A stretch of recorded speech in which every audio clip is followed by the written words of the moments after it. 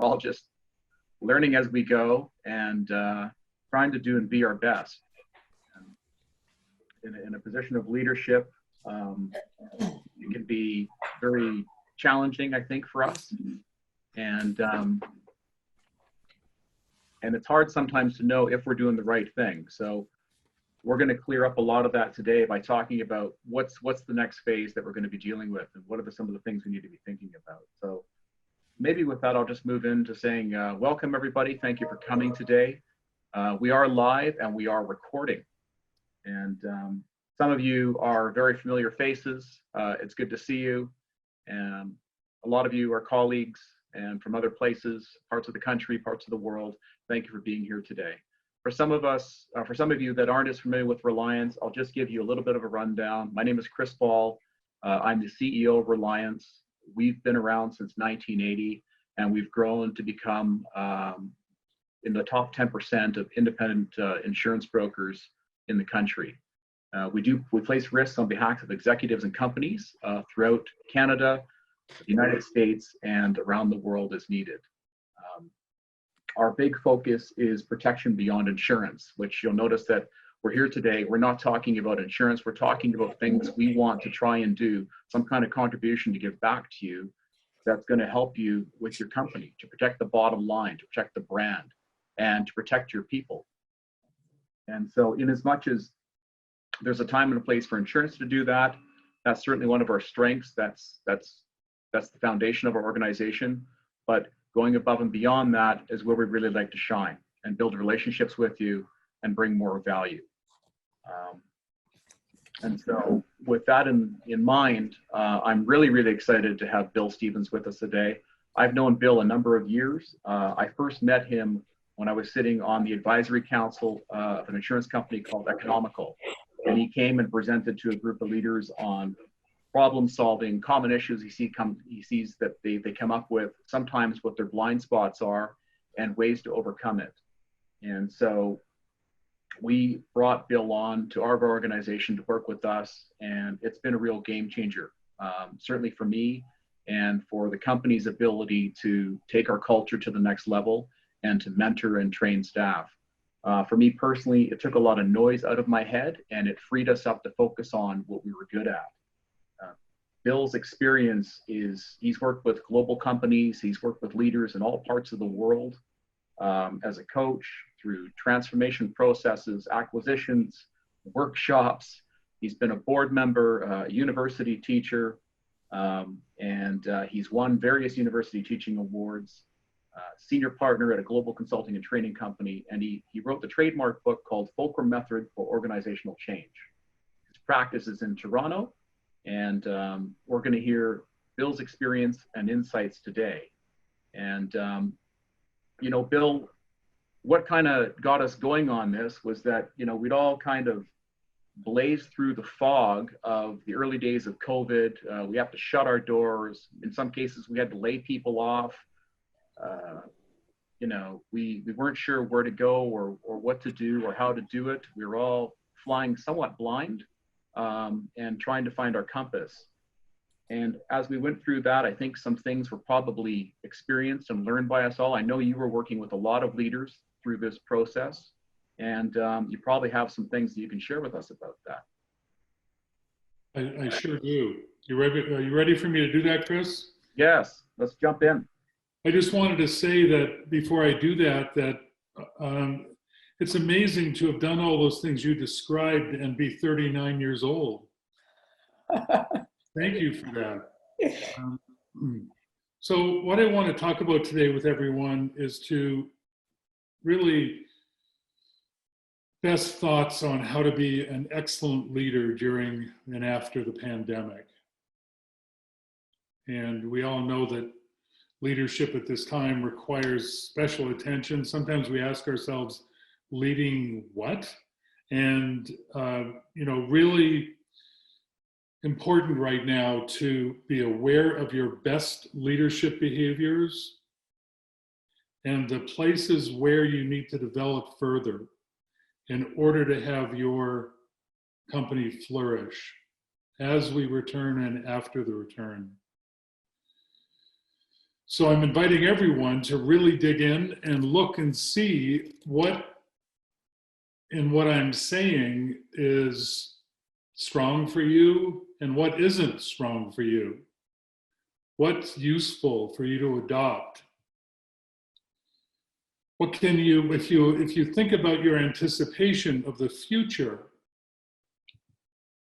and you think about what does each key contributor in your company need?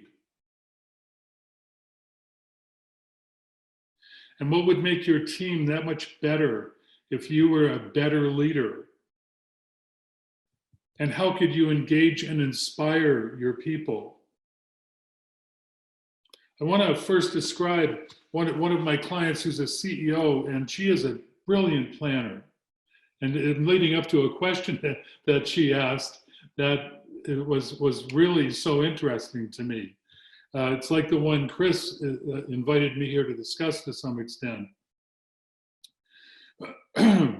She is such a good planner. She's thoughtful about it. I bet most people on this call are thoughtful planners and good planners. And you need to be. You need to think about lots of things in terms of planning. What should you plan? When should you implement it? How to evaluate what you did and how to adjust it to make it work better. So plan, implement, evaluate, adjust. Plan, implement, evaluate, adjust. She went further, put it into 3 phases, covered all the functional areas of her company and all of her revenue streams, and went further to look into what am I going to do about all these things to reestablish. And while she was right in the middle of writing all her great plans, she said to me, what do you think we're going to experience? And what have you experienced so far with some leaders as this goes on? And so I was happy to share with her and give her a sense of the many things that we've experienced. And I want to start by describing, now I have to say this without getting emotional. So that's my promise. I had a call from a leader in Dallas last night who was a man who was distraught. And I said, what's up? What's happening? And he said, the pandemic has given us the joy of having my daughter home. And she just went back to work in Colorado.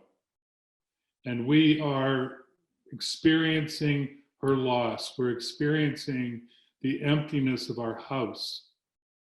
And I have to go tomorrow and deliver an all-day session with my management team. And I don't really feel like it after this. He was really experiencing so much sadness from the apparent loss of his daughter after the unusual regaining of his daughter from her life. She's about 25 years old. I was talking to another client who's a partner in an accounting firm. Big accounting firm, most of you know the firm.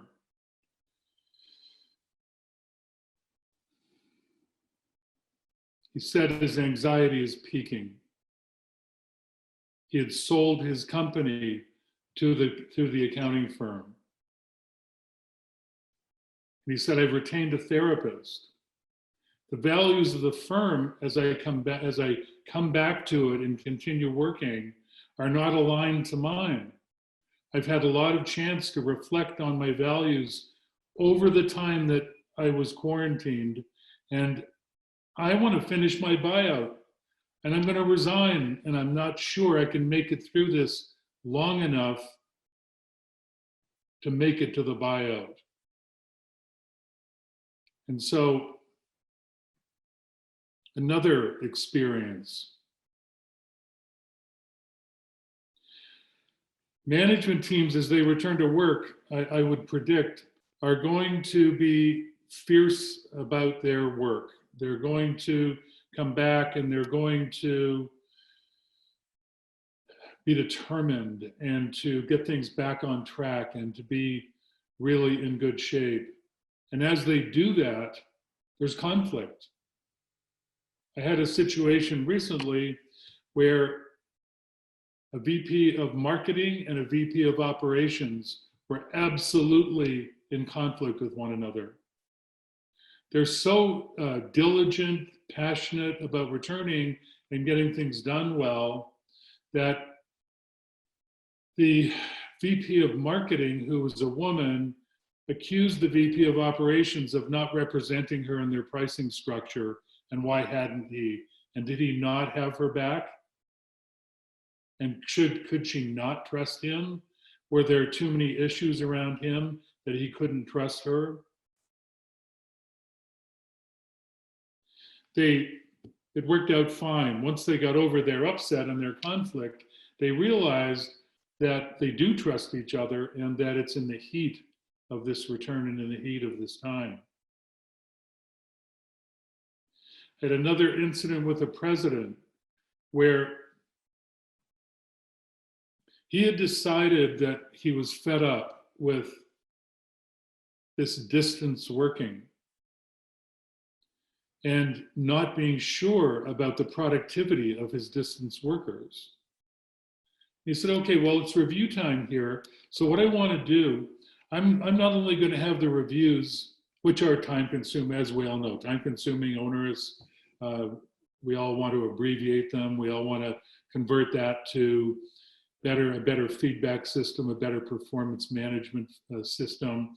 And what he was wanting to do was to have every person who had a dotted line reporting relationship in the company to write a full review, as well as the direct manager, so that he could get more control, more information, and hopefully establish better productivity.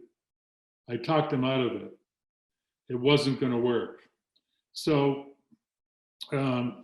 there's so many examples. I don't want to give too many of what it's like to come back, what things are going on. I had a VP of warehouse operations in Richmond Hill who said, I'm so afraid. I'm so afraid when we get transport trucks delivering to our warehouse and we're practicing protocols and the transport drivers from other places have no gloves, have no mask, and we have to receive their goods and we have to handle their paperwork. We can give them masks and we can give them gloves, and we do, but what are they carrying? We don't know. And so it's really causing havoc with my warehouse team. And when you're thinking about returning and people returning to work, who are you going to return? Who are you bringing back? Who did you lay off? Of the people you laid off, who do you want back? And arguments start. And I had a very moving time not long ago where someone was in tears and just wanted me to hear her as she talked about that she didn't want someone who was going to be terminated yet was going to be terminated at that moment in time. Then there's all the business issues apart from the emotional issues. People are, for example, one CEO was reevaluating their revenue streams and wanted business case analysis of their revenue streams. And the problem with the revenue stream analysis and the business case analysis was that members of her team were not trained well enough or experienced enough to do it in a way that gave her confidence. So we had to get to that really quickly. I'll just give you one more, and that is that the whole health focus has been on COVID, obviously, but other things are going on. I had a VP of sales in San Francisco who had postponed his dental surgery. He had to have his wisdom teeth removed. and he postponed the surgery, and they became infected, and he almost died from that. He got into the hospital. Who wants to go in a hospital? He got into the hospital, had the surgery, and recovered. So that's a smattering of some of the things we're hearing about that are really difficult. There's lots of inspiring stories as well, but those are some of the things that were more difficult and required really some problem solving and some working through and some good reflection on the part of leaders. So Bill, you're really helping us kind of try to get inside the mind of employees as they're coming back. You've addressed things such as, there's the fear of safety in the workplace. There's the family issues that they may be coming back with, someone's daughter left or other struggles they may have had at home. Some of the expectations leaders have placed on individuals that may have not been, the timing may have not been right, or the expectations may have not been proper. Yeah, I hope that's true, Chris. And what I'd like to go on to now are some of the good leadership behaviors that are the ones that will best meet some of these challenges. The ones that I'm really going back to having everyone on this call reflect on which of these am I doing well? What do I need to do more work on? And so let's see if I can get this next slide up without causing too much. It's so skittish for some reason. There. Sorry about this. There. So being purposeful is really a desirable leadership trait right now. When people come back to work, and as they continue, they're going to need meaning and purpose. In many ways, it's the number one thing they need. There's a relationship between purpose and well-being. When people feel purposeful, they tend to stay healthy. They tend to stay healthier. People feel like taking care of themselves better when they have a purpose, so they can work in their purpose. What happened in COVID was that our purpose was thwarted. Like you probably noticed, but our purpose was thwarted. We could not continue our purpose. Our purpose had to become something else, but it wasn't the one that we knew. Probably wasn't the one that we signed up for. So a big part of the return is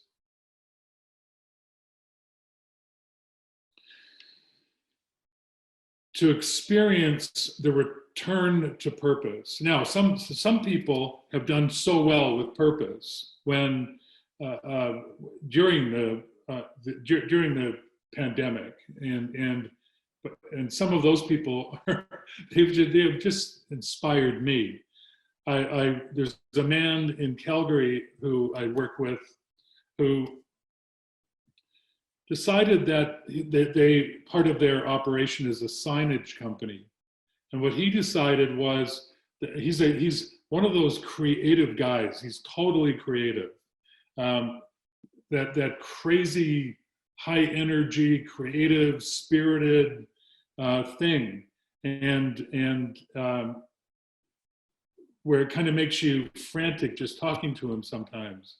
But what he did was he took their signage operation and built and designed all kinds of signs to assist companies with social distancing and with quarantining and with safe passages in and out of buildings. And he is so excited about that. He is so excited to return to being purposeful. And he needs, in his creative sense, he so needs to be purposeful that he invented ways to be purposeful.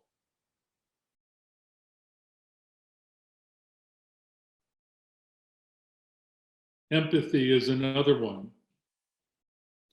Empathy is, I bet all of you who are leaders have registered yourself on the scale of empathy. You probably know whether you're high on the scale of empathy, not so high on the scale of empathy, but where you are in the scale of empathy. This is a time for great empathy. And I know it's hard to learn if it's not naturally there. If I had time, I think I've made some inroads into having people be empathic who are not naturally. And I won't go into that, but empathy gives relationship. From the leader's point of view, empathy gives relationship. Relationship gives connection. People need connection and purpose. Without connection, people suffer. They need connection.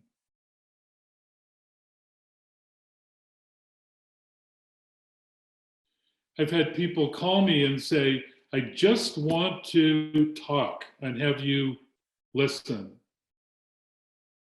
I don't need any elaborate solutions. I just want you to listen to me. You get me, and I want you to listen.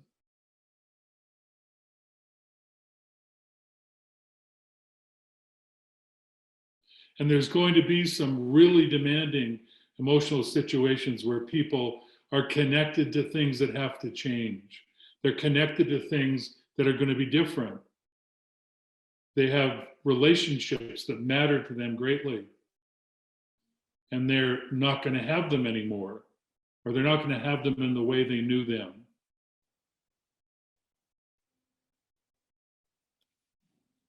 So important for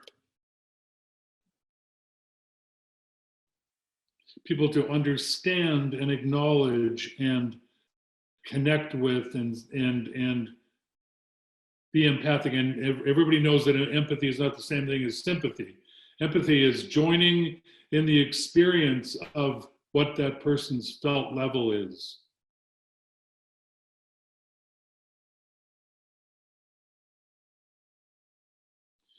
So far, we've got everyone being purposeful and empathic.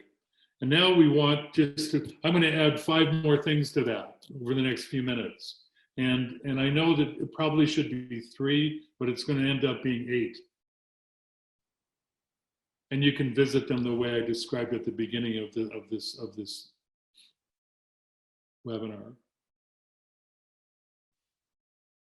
See if I can get to the next one more easily.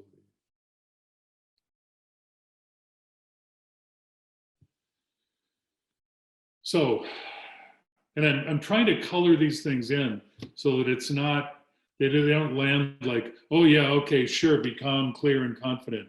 Yeah, as my business goes down the drain and et cetera, and things are so unexpected and unknown.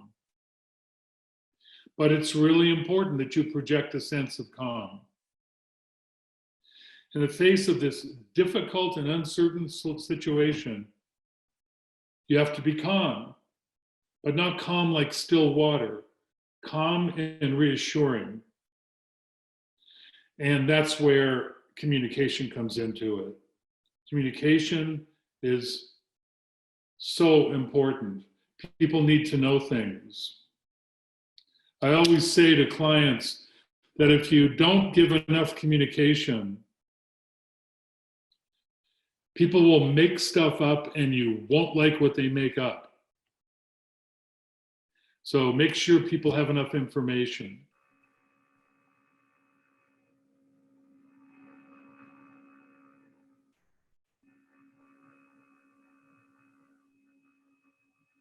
I have a CEO I work with who literally gave up her whole life in Toronto to go to another city in Canada and save her family business. The company was financially strained before the pandemic. and it's way worse now. And I would say that outwardly, 98% of the time, she is calm, clear, and confident, and portrays that. And that's not, she would have every reason in the world not to be leading from that place. But she's one of the most thorough communicators I know, and she's able to exude confidence. And being action-oriented and reflective, there's a pull to wait for more information and clarity. And guess what? It might not be coming right away. We all know that. But that doesn't mean you should stop acting with urgency.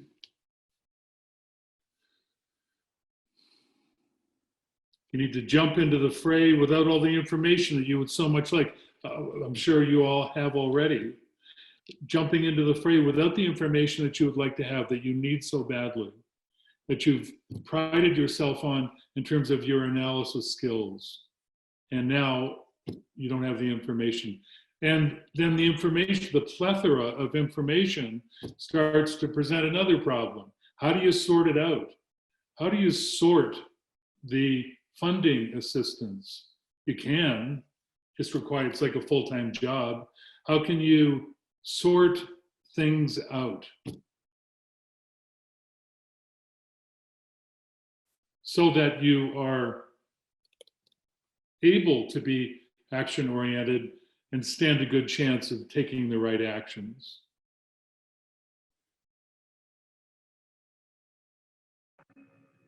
Well, Bill, I'm sure this is all resonating quite well with everybody. You know, you make some good points on, you know, maintaining a level of calmness, being empathetic to folks so that they know they're not in this alone, expressing that as a leader, shifting to looking at the future.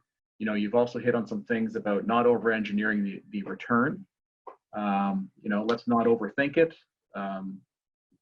Let's not place unreal expectations on staff in light of everything that's going on. Let's remember that, you know, they're coming from that sort of emotional place as well. Yeah. What are the other sort of real critical points for us to consider? Well, everybody wants you to be inspiring. Not only calm and clear and confident, but to be inspiring.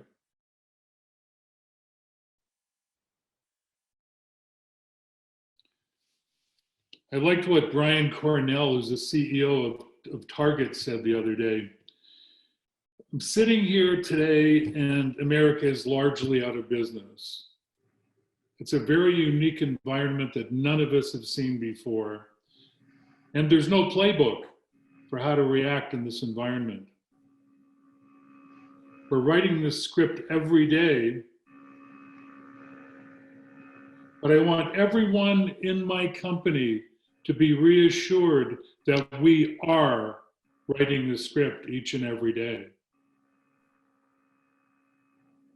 He inspired his people with his strength of his commitment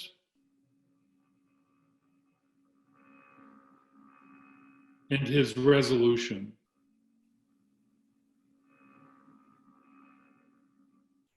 Next time I do this, Chris, I'm going to have somebody else move the slides.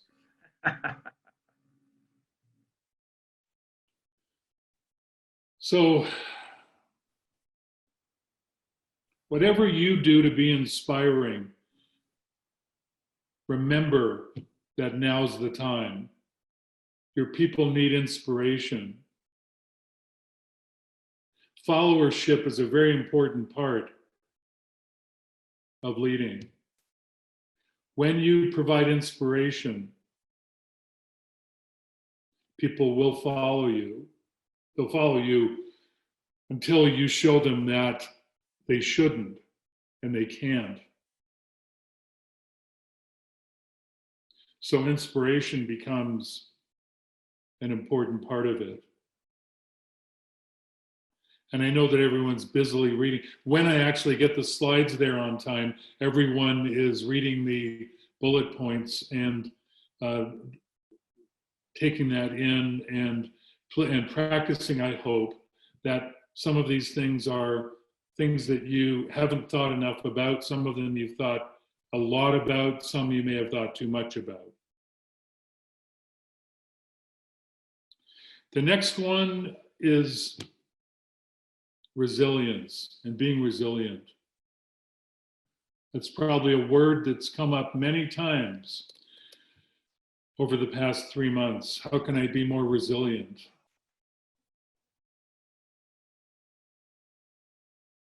How can I be resilient enough to deliver a compelling message? How can I be resilient enough all the time when I'm on to create trust from my strength? I have a woman client who inspires me.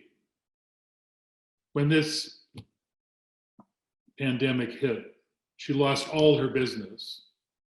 She was a flourishing consultant with large distance projects, living in Toronto and working mostly in the US. And so it all went, all those companies closed, the business was postponed, rescheduled. She happens to be a master yoga teacher. So she dug into it, and I'm saying these things because they're the sources of resilience. Self-care. Self-care is extremely important right now, and I'm sure you've had that realization, and that you all have your own versions of self-care. But the leader I'm talking about went to meditation. If you can go to meditation with a vengeance, she does that. If you can go to yoga with a vengeance, reading vociferously, processing, getting more fit. I've talked to lots of women who, and men who, being home, rediscovered the joys of cooking and found great happiness in preparing meals and giving those meals to their families. Which, by the way, as we all know, you're going to keep doing that or not keep doing that as a leader? What are you going to do? And all the choices that have to be made. So that leader reassured her clients, kept working with them on video to some extent, redesigned her business, and is thriving every single day. And she credits a lot of that to her digging into her own resilience on that? Yes, absolutely, Chris. Okay. I mean, she had lots of it to get to the position that she was already in. But she really had to dig way deeper to get to this after that shock and loss at the beginning of this. And I would imagine there's people on this call who've been through your own version of shock and loss. So what comes with resilience also is being poised, responding appropriately to what's going on, and bringing in these things that I've mentioned so far. Leaders who are tenacious are not overwhelmed by the challenges they face, but they have determination to get beyond the obstacles.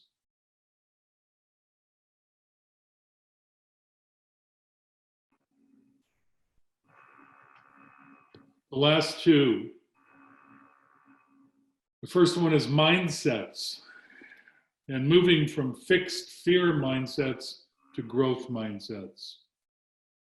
Growth mindsets give a lot, and leaders can encourage people to have growth mindsets instead of fixed, fearful mindsets.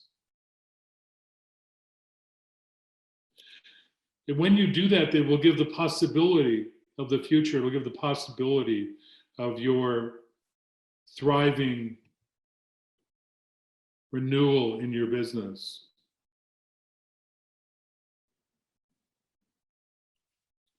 And it's what people want, actually. They will want that when they come back, because they know that some of their mindset at the time of this onset doesn't work anymore. And the last one is being courageous. So 8 things I'm tasking you with. The last one being courageous. I have a graduate degree I don't talk much about in comparative literature in a first life. And I always remember some of the things great writers said. Now it was like the lost generation writers, especially Hemingway and Fitzgerald. And everyone has heard Hemingway's definition of courage, that it's grace under pressure. And so we want grace under pressure. We've got plenty of pressure. Let's keep graceful. Let's keep gracious.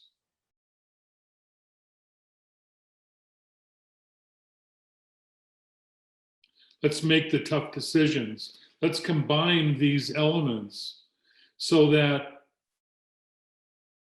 good choices are made with courage, with creation, not reaction. And when you really feel embedded in your own concern, one of the best ways out of it is to inspire others with your courage and your energy and your positivity.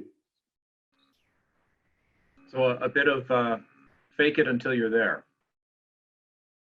I always say, worst day, best actor. Yeah.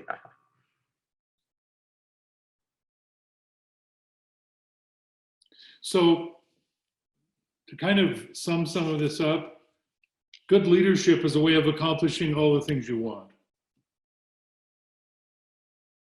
Good leadership will improve every aspect of your company. Notice the difficult moments and figure out how to treat them well. You probably have great problem solvers around you if you aren't one, if you're distracted by other really critical matters. Make use of that resource and those great problem solvers. Be highly intentional all the time. Over-communicate.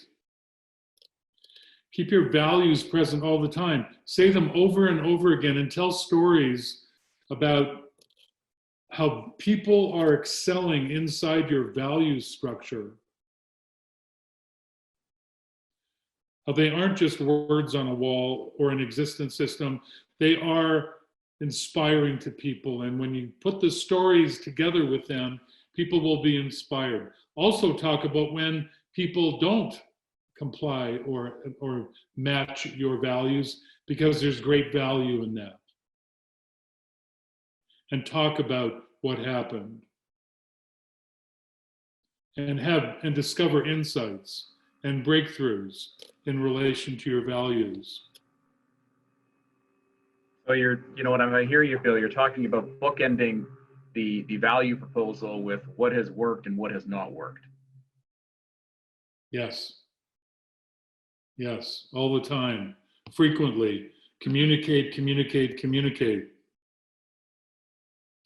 So I'm going to go on to the next thing now. And the next piece is something that was produced by the Center for Creative Leadership. If you're not familiar with the Center for Creative Leadership, that's a worthwhile endeavor to become. And it looks like the formatting went off on this a little bit. So please try to ignore that and don't be distracted by it. But this assessment is really posing the question, are you ready to lead effectively before, during, and after the pandemic? And again, I would ask, that you look at each of these and assess yourself and say, yeah, I do that really well. I'm good on that one. Or with that one, I really need to do more work. And you can see what they are. You getting clear with key information, communicating that information frequently, candidly, regularly, strategically, being proactive and taking initiative, thinking clearly under pressure. It's always good to think clearly when you're not under pressure. Probably a lot of you don't even have the experience of not being under pressure. Maintaining that calm and self-control I talked about, being flexible and adaptable. Stuff is going to show up. That's going to be different. And be positive. Be optimistic. Improvise. Get that resilience on board.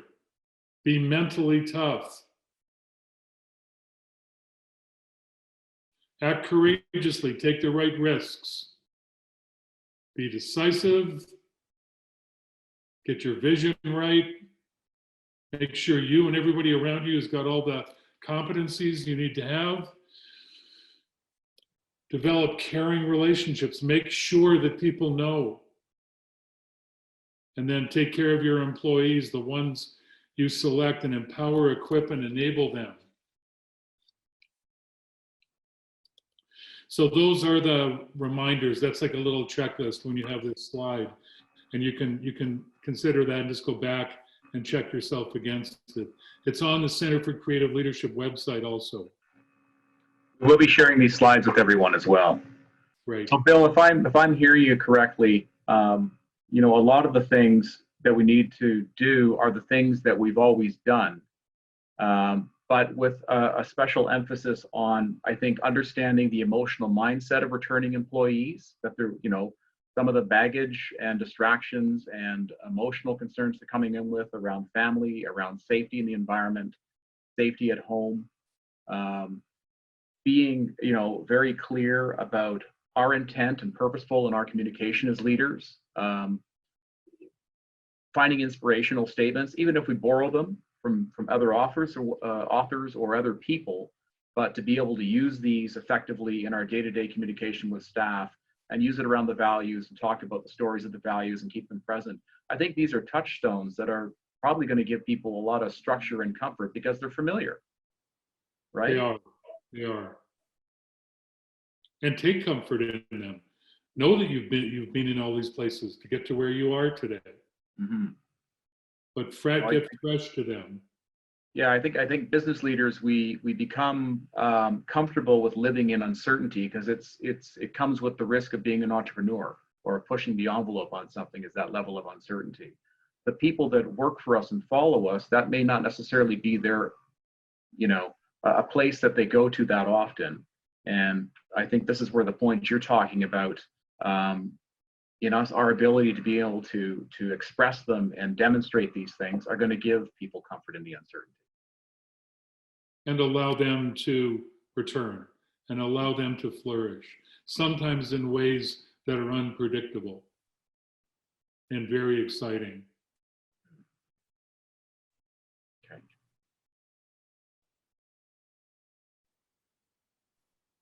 Are we ready to move to questions? I think so.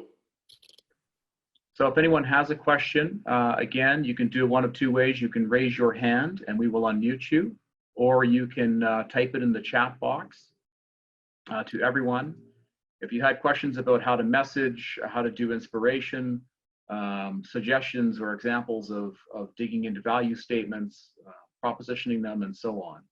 Or if there's other things that you wanted to challenge that you heard today.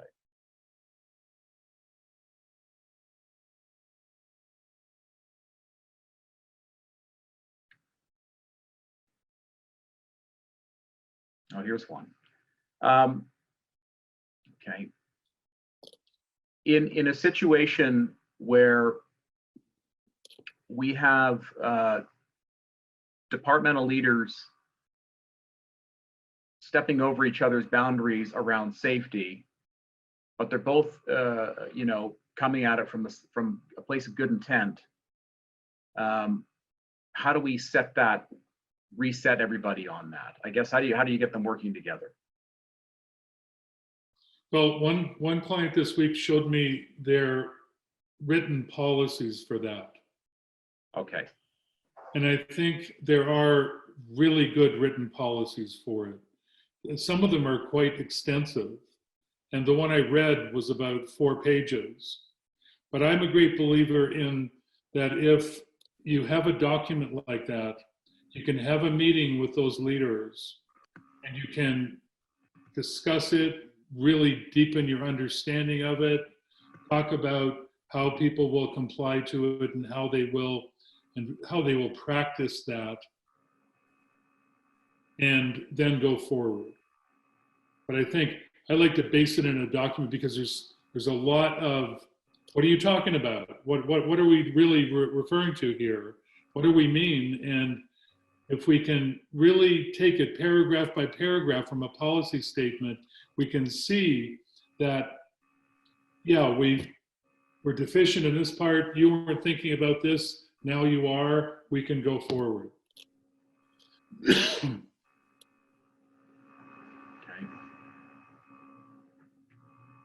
And those policy statements are available on the HR sites free. On the HR websites. So you can find them easily from searching and get to a really good policy statement without you're not authoring it yourself. You might want to change it up a little bit, but you're not authoring it yourself.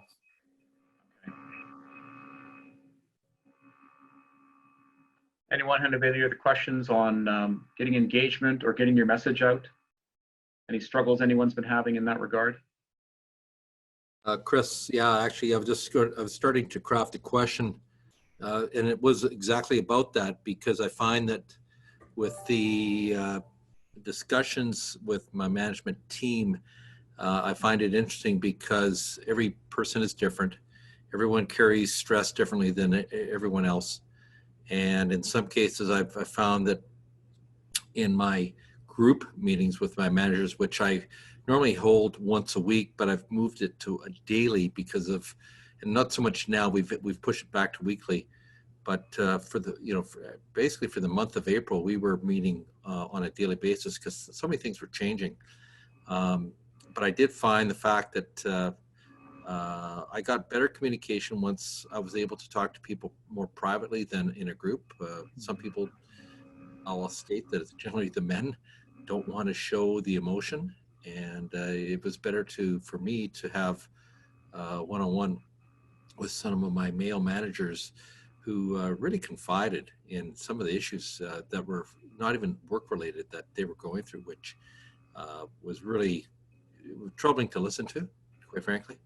But I could see where they were coming from and why they were struggling so much here, when they came to the office. Wow, that's a great insight, Dan. Yeah. Thinking about people's ability to be emotionally vulnerable and perhaps getting them in an environment that makes it easier for them to do that. Especially men. They're going to come back full of all their conditioned bravado sometimes, and I think all the skills and kind of commitments that I've been talking about here today are the ones you want to bring to those one-on-ones, because there's more likelihood that men will talk to you about what's really occurring in your one-on-one. But lots of people have one-on-ones where that doesn't happen. It's all business, and it's not about what happened to you in this, how are you feeling, did any members of your family have the virus? It's not about that. And so I think I appreciate, Dan, what you said, because I've led organizations myself, and I think sometimes I've heard it all. I've heard everything there is to hear, and then I hear the next thing, and I haven't heard any of it all. And people are coming back ready to say it all. and want you to be unfazed. I love that word for leaders right now, being unfazed. So when they tell you their most shocking, difficult, trying moments and experiences, and you can be unfazed and empathic and reassuring and understanding and fitting that to the purpose of your organization and the purpose of your relationship to the community and the world, then you can have great conversations. I spend a lot of time leading men's groups as well as companies, and we talk about getting men to talk at the first level and then at the soul level. And what you're going to find, I think, is that people are coming back ready to just talk from their soul level about what happened to them and what they need going forward. Great comment, Dan. Thank you. Yeah, we've certainly had a lot of time to think about that as individuals. Great comment, Dan. Thanks very much. Anyone, anything else? Any other questions or comments?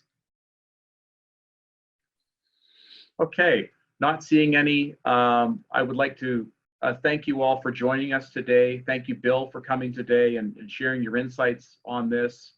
I know it's a great reminder of some of the things we have to do to provide touchstone and structure for our people to help them feel safe and engaged, which is going to be really, really important as they all start to return.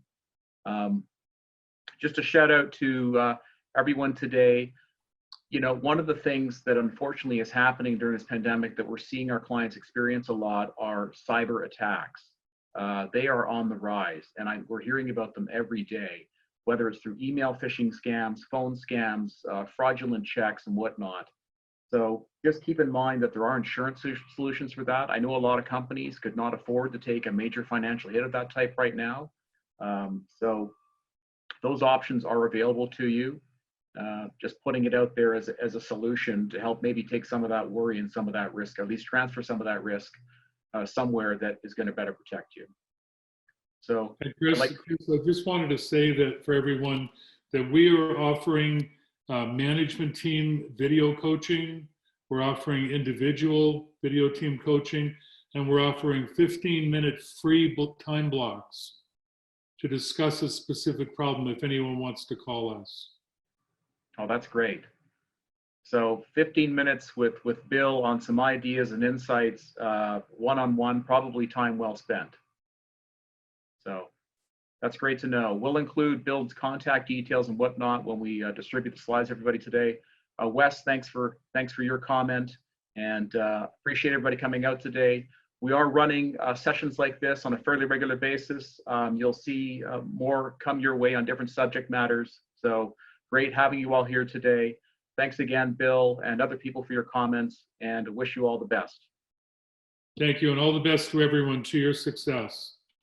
All right. Bye for now. Take care, everybody. Bye-bye.